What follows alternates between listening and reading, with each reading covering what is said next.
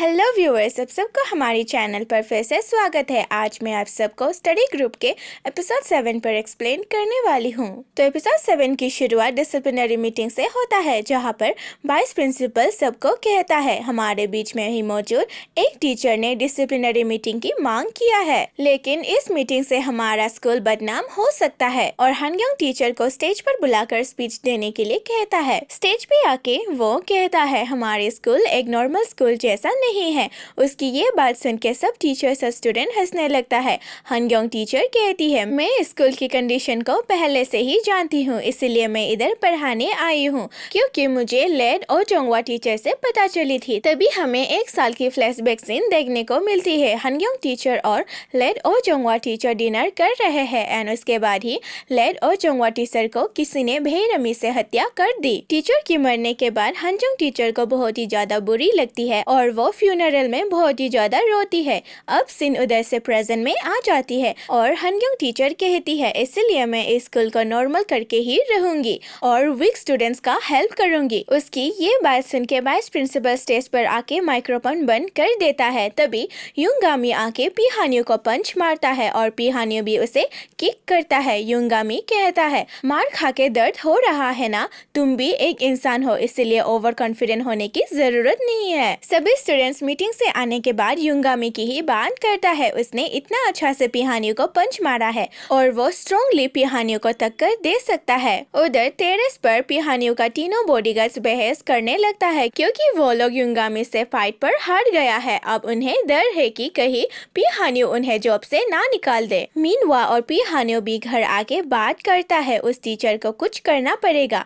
पीहानियो फिर एक आदमी को कॉल करता है टीचर को उनके रास्ते से हटाने के लिए और कॉल पर कहता है किम सुन हमारा मदद कर सकता है। अब हमें सीन में पीहानियो का लीडर बॉडीगार्ड दिखाया जाता है, जिसका नाम किम सुन है, जो अपने ग्रैंडफादर से हॉस्पिटल पर मिलने आया है। उसका ग्रैंडफादर उसे एक अच्छा आदमी बनने के लिए कहता है और अपने ग्रैंडफादर के हॉस्पिटल के फी ना बढ़ पाने पर वो काउंटर वालों से थोड़े और वक्त मांगता है फी बढ़ने के लिए, और वो लोग उसका बात मान जाता है और कहता है हम समझ सकता है एक स्टूडेंट के लिए इतना अमाउंट बढ़ना आसान नहीं है। लेकिन उसे हॉस्पिटल पर युंगामी मिल जाता है। किम सुन उसे सॉरी कहता है और उसकी माँ की कंडीशन को पूछता है। युंगामी कहता है अब वो ठीक हो चुका है और लीडर को पूछता है वो पीहानियो का हर बात क्यों मानता है, और वैसे भी तुम भी तो पढ़ना चाहते हो ना, क्योंकि फाइट करते समय युंगामी ने उसकी नोट्स देख लिया था। किम सुन जवाब में कहता है पढ़ने से क्या होगा, कॉलेज ही तो जाएगा फिर जॉब, लेकिन अगर मैं पीहानियो का बात मानेगा तो मुझे वाईबी कंस्ट्रक्शन में ज्वाइन करने को मिलेगा। तभी उसके एक दोस्त का उसे कॉल आता है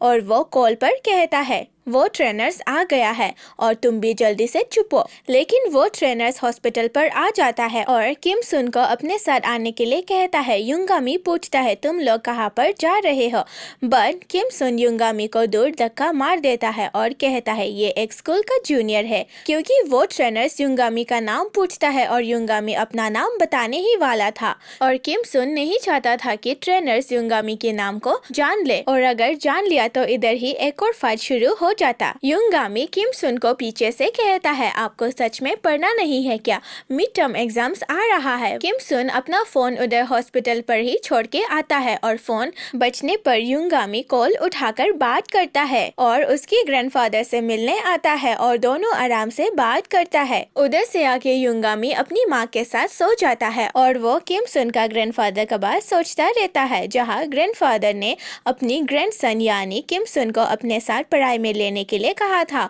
और पढ़ाई करना कितना फन है उसे बताने के लिए भी कहा था। अब सीन नेक्स्ट मॉर्निंग शिफ्ट हो जाता है और पाचो न्यूज में देखता है किम सुन ने एक 40 साल के आदमी को मार डाला है और अब पुलिस उसको ढूंढ रहा है। तभी स्टडी ग्रुप के रूम पर हनयोंग टीचर और पुलिस आ जाता है और युंगामी से पूछता है कल रात क्या वो किम सुन के साथ मिला था। युंगामी पुलिस को बताता है उसने किम सुन को अपने साथ पढ़ाई के लिए इनवाइट किया था। हॉस्पिटल पर मिलने पर अराउंड अराउंड 10:45 PM। पुलिस उससे और भी सवाल पूछता है लेकिन वो नहीं बताता, बट पुलिस और हनयोंग टीचर युंगामी पर शक हो जाता है कि उसने उनसे कुछ बात छुपाया है। बट युंगामी पुलिस को जाते जाते पूछता है, क्या सच में आपको लगता है किम सुन ने ये मर्डर किया होगा? पुलिस जवाब में कहता है, मेरे हाँ या ना कहने से कुछ भी नहीं होगा। फिर शाम को जब युंगामी और सेयोन स्कूल से आता है तो युंगामी सेयोन से पूछता है, क्या तुम्हें सच में लगता है किम सुन ने मर्डर किया होगा? उसकी बात को सुन के सेयोन कहता है, हो भी सकता है क्योंकि वो पिहान्यू का हर बात मानता है। बट वो देखता है युंगामी इस बात से थोड़ा सा उदास है, इसीलिए वो लोग नेक्स्ट मॉर्निंग स्कूल पर जल्दी से आ जाता है और किम सुन के मैटर पर इन्वेस्टिगेशन करने के लिए डिस्कस करता है। और डिस्कस करने पर सेयोन कहता है, हम लोग माइनर्स है, इसीलिए गैंगस्टर बच्चे लोगों को फोर्स भी करवा सकता है क्राइम करने के लिए, बिकॉज हम माइनर्स को जुवेलियन जेल में सिर्फ 3 साल के लिए सजा मिलता है। फिर रात को जब स्कूल से युंगामी आ रहा था तो उसे रास्ता पर किम सुन का दोस्त मिल जाता है। वो दोस्त कहता है किम सुन असली कल्प्रिट नहीं है और उन्हें बचाने के लिए कहता है, लेकिन एक ट्रेनी उस दोस्त को मारने लगता है। वो ट्रेनी युंगामी को जाने के लिए कहता है लेकिन युंगामी उसे रोक लेता है और उसे एक पंच मार के उसे उड़ा के बेहोश कर देता है। और युंगामी उस दोस्त से पूछता है असली रीजन क्या है और क्यों किम सुन को फंसाया जा रहा है। वो दोस्त बताता है उसने एक आदमी जिसका नाम चुसोन यू है उसको देखा है चाकू धोते हुए, और एक्चुअली ये नियम भी है, अगर कोई टॉप यंग बैग का मेंबर किसी का मर्डर कर देता है तो हम जूनियर्स को वो इंजाम अपने सर पर लेना पड़ता है। एंड इसी बात को ही युंगामी सुबह स्कूल पर सबको बताता है लेकिन सब उसका बात को विश्वास नहीं करता और युंगामी को कहता है वो लोग तुम्हारा यूज कर रहा है। बट युंगामी उन सबको बताता है, मैं किम सुन की आंख पर देख सकता हूँ, उसे पढ़ने की इच्छा है। पढ़ने की बात को सुन के सब युंगामी का बात मान जाता है और सब प्लान बनाता है। वो सब YB group talent training centre पे जाके चाकू को लेकर आएगा। वो लोग एस प्लान अपने कान पर हेडफोन्स लगाकर ट्रेनिंग सेंटर के अंदर जाता है एंड हेडफोन्स इसीलिए लगाता है ताकि उन लोगों को कम्युनिकेट करने में कोई प्रॉब्लम ना हो। और दूर से सेयोन और हियोन उन पर नजर रखता है ताकि अगर कोई प्रॉब्लम होने पर वो लोग जल्दी से पुलिस को इन्फॉर्म कर सकता है। अंदर जाने पर वो लोग बॉडीगार्ड्स को अपना नाम गलत बताकर अंदर जाता है, लेकिन अंदर जाने पर उन्हें पता चलता है ट्रेनिंग सेंटर के बिल्डिंग के अंदर आज फाइटर्स का मीटिंग है। दोनों हियोन और सेयोन सिचुएशन को नजर रखने के लिए ड्रोन उड़ा देता है और ड्रोन से वो लोग देखता है बिल्डिंग के फ्लोर 4 के अंदर पिहान्यू है। पिहान्यू उसके आदमी से बात कर रहा है और वो लोग नीचे स्टेयर से आ रहा है।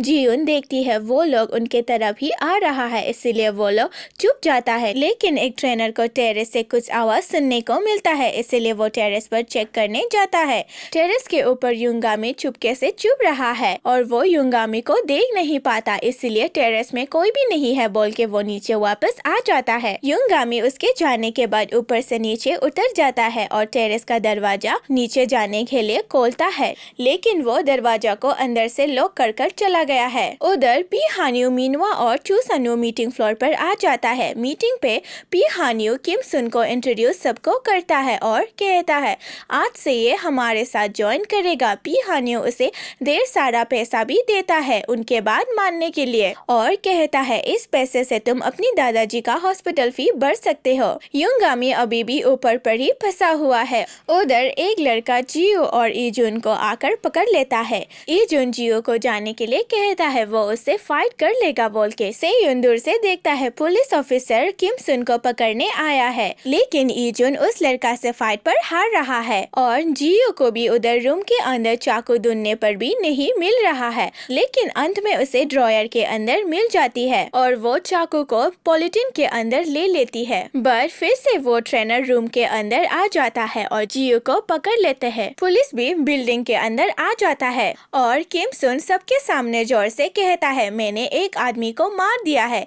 ये बात सुन के किम सुन के लिए सब लोग तालियां मारता है। उधर टेरेस पर युंगामी भी टेरेस के दरवाजा को जोर जोर से मार रहा है तोड़ने के लिए और इसी सीन से ही एपिसोड 7 का एंडिंग यहीं पर हो जाता है। Thank you for watching guys.